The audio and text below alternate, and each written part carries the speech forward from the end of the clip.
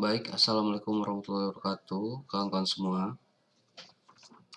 Hari ini kita akan membahas chapter 6 mengenai landasan bisnis intelijen, database dan manajemen informasi yang diadopsi dari bukunya Loudon, edisi ke-16 tahun 2020. Ada beberapa istilah dan konsep organisasi file, antara lain yang pertama itu database, yang merupakan grup file yang terkait.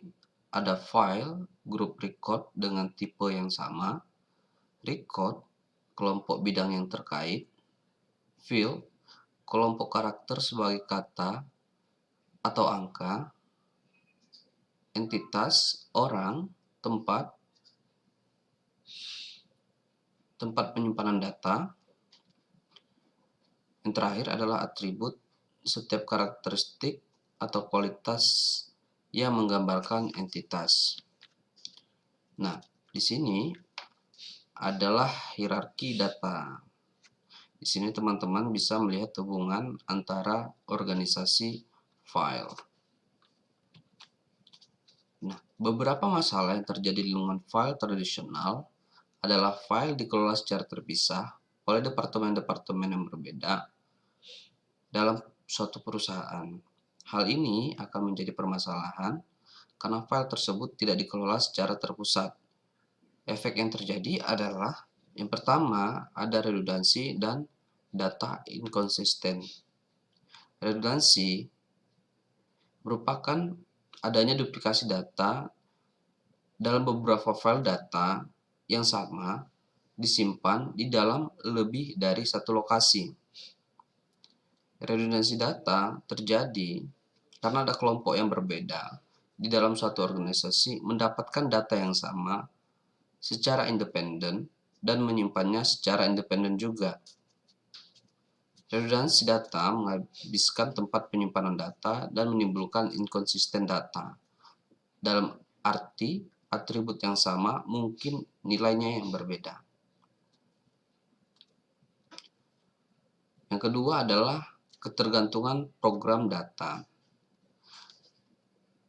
Ketergantungan ini mengacu pada pasangan data yang tersimpan dalam file dan program tertentu. Perubahan pada suatu program juga mempengaruhi perubahan file dan juga data, karena file merupakan kumpulan data yang telah dikumpulkan. Yang ketiga, kurangnya fleksibilitas. Sistem file yang tradisional dapat mengirimkan jadwal rutin setelah dilakukan programan yang ekstensif, tetapi tidak dapat mengirimkan laporan khusus atau tidak merespon kebutuhan informasi yang tidak dapat diantisipasi tepat waktu. Informasi yang dibutuhkan oleh permintaan secara khusus tersimpan di suatu tempat dalam suatu sistem. Yang keempat, sistem keamanan yang buruk.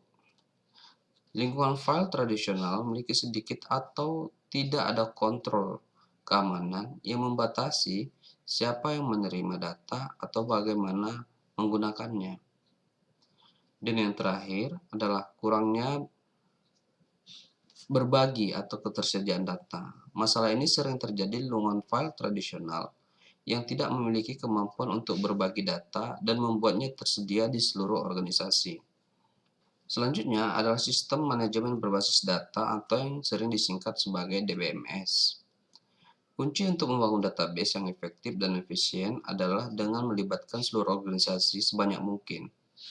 Bahkan, jika setiap orang tidak akan langsung terhubung dan menggunakannya. DBMS bisa memudahkan, mempercepat, dan membuat lebih efisien untuk menghubungkan puzzle-puzzle untuk mengumpulkan informasi yang berguna. DBMS pada dasarnya adalah program perangkat lunak seperti Microsoft Word atau Excel ataupun email. DBMS ini sendiri merupakan sebuah sistem atau software yang dirancang khusus untuk mengelola suatu database dan menjalankan operasi terhadap data yang diminta oleh banyak pengguna. Jika teman-teman memiliki database, maka permasalahan-permasalahan dalam lingkungan file tradisional akan teratasi. Berikut adalah Human Resource Database dengan beberapa tampilan. Rational DBMS menyimpan ke dalam tabel. Data tersebut kemudian diekstraksi dan digabungkan menjadi bentuk atau format apapun yang dibutuhkan oleh pengguna. Pada slide ini, kawan-kawan bisa melihat bahwa Rational DBMS mewakili data sebagai tabel dua dimensi yang berisi tentang entitas dan atribut. Di sini teman-teman bisa melihat tabel dari Rational DBMS. Isi tabel tersebut merupakan hasil pengelompokan dari slide sebelumnya. Ada 3 operasi dasar yang digunakan yang bisa teman-teman lihat di bawah ini. Slide ini ini lihat 3 dasar operational rational DBMS. Terus kemampuan DBMS ada 3 kemampuan penting DBMS yang tidak dimiliki oleh lingkungan file tradisional, yaitu definisi kata, kamus data, dan bahasa manipulasi data. Ini dia figur-figur yang berkaitan dengan slide sebelumnya mengenai dictionary, mengenai SQL query, dan access query. Selanjutnya adalah mendesain database. Ada banyak pekerjaan dalam tanda kutip yang harus dilakukan untuk mendesain database. Yang pertama adalah teman-teman harus berpikir tentang bagaimana menggunakan informasi dalam situasi saat ini. Bagaimana itu diatur, disimpan, dan digunakan. Sekarang, bayangkan informasi ini dapat diatur dengan baik dan digunakan dengan lebih baik juga. Bagaimana dari sistem ini yang mau teman-teman akan kurangi dan mana sih yang mau akan ditambahkan? Kawan-kawan harus melibatkan sebanyak mungkin pengguna akhir dalam perencanaan dalam hal mendesain database, karena mereka yang akan merasakan efek positif dan negatif karena keputusan yang diambil saat ini. Tujuan teman-teman untuk membuat model data yang lebih baik, yang pertama adalah bagaimana hubungan antara entitas. Yang kedua, mengatur data untuk meminimalkan redundansi. Dan yang ketiga, memaksimalkan akurasi data dan membuat data tersebut lebih mudah untuk diakses. Selanjutnya adalah non-rational database dan database in the cloud. Perusahaan layanan cloud menyediakan cara untuk mengelola data perusahaan melalui internet dengan menggunakan web browsing. Saat ini mungkin tidak dapat membuat DBMS yang lebih rasional, yang canggih, tapi saya yakin tidak lama lagi ini akan menjadi standar untuk semua organisasi.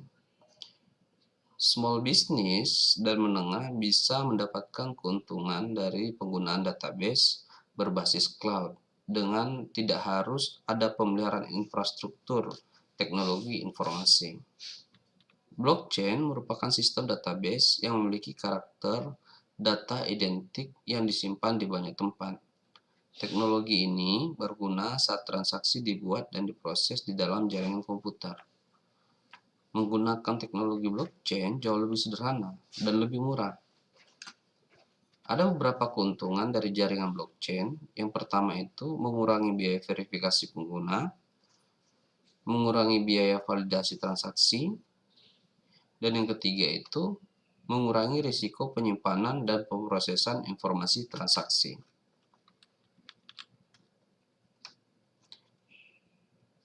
Di sini kawan-kawan bisa melihat bagaimana blockchain itu bekerja. Seperti penjelasan saya di slide sebelumnya. Selanjutnya adalah the challenge of big data. Tadi saya sudah menjelaskan seberapa banyak data yang dikumpulkan, disimpan, diproses, dan digunakan oleh bisnis yang dikelola secara tradisional, sehingga menjadi sebuah problem. Big data umumnya mengacu pada database dengan jutaan hingga puluhan juta record. Nah, perusahaan ingin dan perlu menangkap, menyimpan, memproses, dan menghasilkan informasi dari big data secara real time, karena dapat mengidentifikasi pola dalam transaksi yang mungkin berguna bagi eksekutif dan manajer. Big data sendiri dapat dicirikan dengan 3 V, yaitu volume of data.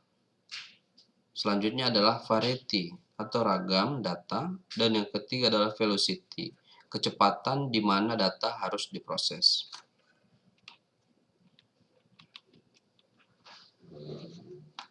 Di dalam bisnis terdapat banyak sekali data. Dengan menggunakan tools yang tepat, bisnis bisa menggunakan datanya untuk mengembangkan strategi bersaing yang efektif. Daripada menebak-nebak tentang produk atau servis mana yang paling laris, bisnis intelijen memberikan metode konkret untuk menganalisis dengan tepat apa yang diinginkan pelanggan. Ada 3 manfaat menggunakan bisnis intelijen. Yang pertama adalah kemampuan untuk mengumpulkan informasi. Yang kedua, dapat mengembangkan pengetahuan tentang pelanggan, pesaing, dan internal operation. Dan yang ketiga, bisa mengubah perilaku dalam pengambilan keputusan untuk mencapai profitabilitas yang lebih tinggi. Data warehouse adalah file big computer yang menyimpan data lama dan baru tentang apa saja dan segala sesuatu yang ingin disimpan oleh perusahaan. Data ini berasal dari berbagai sumber, baik internal organisasi maupun eksternal. Data tersebut disimpan bersama di data warehouse yang dapat diakses dan dianalisis agar sesuai dengan kebutuhan pengguna. Data mart merupakan bagian dari gudang data yang biasanya berfokus pada satu subjek atau bidang bisnis saja. Hadoop merupakan kerangka kerja perangkat lunak yang menggunakan pemrosesan paralel terdistribusi di seluruh jaringan small computer.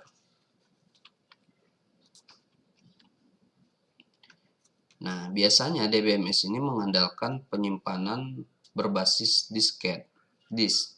Ketika diproses, ketika kita waktunya untuk memproses data tersebut, kemudian dibawa ke RAM komputer, dan kemudian dipindahkan kembali. In-memory computing ini bisa menghilangkan traffic dan waktu pergerakan data dengan memindahkan semua data sekaligus ke dalam memori RAM dan memprosesnya semua sekaligus. Hal ini karena kemajuan teknologi chip, multi-core processing, dan lain-lain.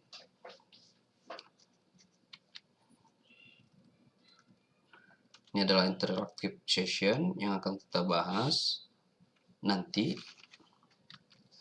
Nah, di slide 30 ini, dari gambar ini, kelihatan bagaimana infrastruktur bisnis intelijen kontemporer. Selanjutnya, setelah semua data ditangkap, disimpan dan diproses, diharapkan bisnis bisa melakukan segala sesuatu dengan teknologi. Nah, di sini saya akan memberitahu cara mengubahnya menjadi informasi yang berguna. Seiring kemajuan teknologi, begitu pula kemampuan kita untuk memanipulasi informasi yang disimpan dalam database. Jika teman-teman pernah bermain Rubik Cube, teman-teman memutar-mutar Rubik Cube yang bisa menghasilkan berbagai kombinasi warna. Itulah analogi yang dekat dengan cara kerja analisis data multidimensi atau online analytical processing. Secara teori, memang mudah untuk mengubah data agar sesuai dengan kebutuhan perusahaan. Nah, di slide ini, kawan-kawan bisa melihat figur 6.14 yang menampilkan model data multidimensional. Selanjutnya ada data mining yang memungkinkan perusahaan digital mendapatkan lebih banyak informasi dari sebelumnya. Salah satu risiko dari data mining adalah kita mendapatkan informasi yang seakan-akan berguna, tetapi ketika kita memasukkan informasi tersebut ke dalam konteks perusahaan, sama sekali ternyata tidak berdampak apa-apa. Intinya, kita perlu berhati-hati dalam menggunakan data mining sebagai satu-satunya sumber pengambilan keputusan. Banyak dari data yang dibuat mungkin berguna untuk bisnis yang tidak disimpan di dalam database, tetapi dalam dokumen berbasis teks. File Word, email, dan lain-lain berisi data yang penting dapat digunakan perusahaan untuk mulai operasi dan membantu membuat keputusan yang lebih baik untuk organisasi. Web mining adalah proses menggunakan teknik dan algoritma data mining untuk mengekstrak informasi langsung dari web dengan mengekstraknya dari dokumen dan layanan web lainnya. Tujuannya apa? Tujuannya adalah untuk mencari pola dalam web dengan mengumpulkan dan menganalisis informasi untuk mendapatkan informasi mengenai tren, informasi mengenai industri, dan informasi mengenai pengguna secara umum.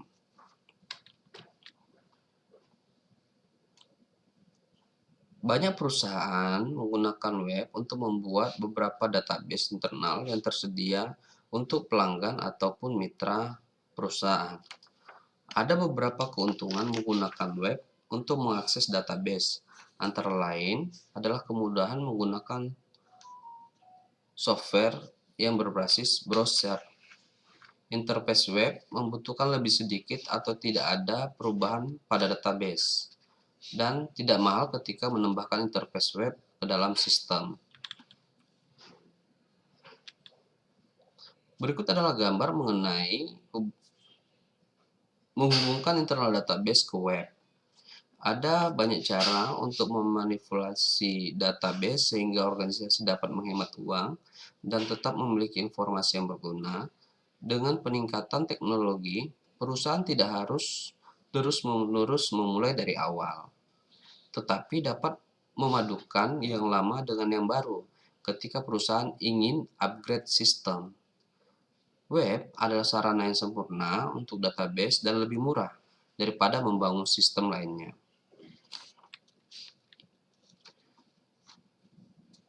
Pernahkah kawan-kawan melihat kebijakan informasi atau information policy ketika browsing di internet? Nah, kebijakan informasi harus ditulis dengan baik yang menguraikan aturan untuk menggunakan sesuatu di dalam internet.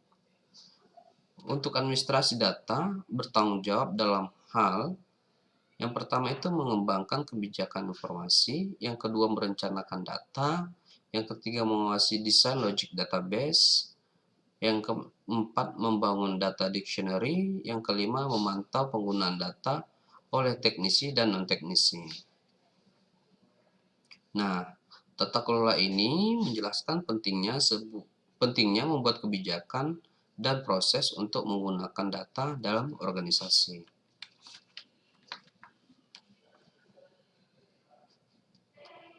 Audit kualitas data memverifikasi keakuratan data dengan salah satu dari 3 cara.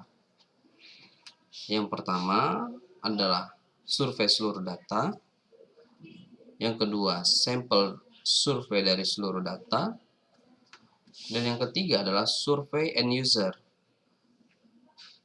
pengguna akhir, mengenai kualitas data. Intinya, jika kualitas data menurun, dapat dipastikan informasi yang diperoleh dari data tersebut juga akan berkualitas buruk. Ini adalah class discussion. Terima kasih kepada kawan-kawan yang telah mengikuti materi ini. Semoga materi ini nantinya akan membantu karir kawan-kawan.